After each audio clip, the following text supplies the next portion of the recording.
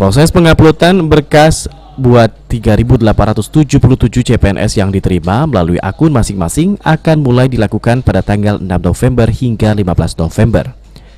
Dalam proses secara digital ini, CPNS harus dengan melengkapi sejumlah persyaratan yang telah ditentukan oleh BKN Pusat, diantaranya ijazah terakhir, transkrip nilai, SKCK, surat keterangan sehat, serta persyaratan lainnya.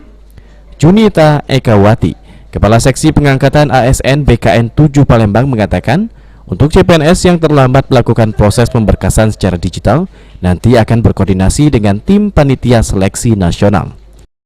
Dari surat edaran Kepala BKN Jakarta bahwa untuk berkas itu sekarang sistemnya dengan digital dan diupload melalui dari akun masing-masing CPNS, dan itu berlaku dari tanggal 6 sampai tanggal 15 untuk upload berkas secara digital. Kewenangan itu kan base sistem ya, itu sudah ketentuan. Nah, nanti instansi yang akan bersurat, maksudnya untuk berkoordinasi lagi ke tim Panselnas.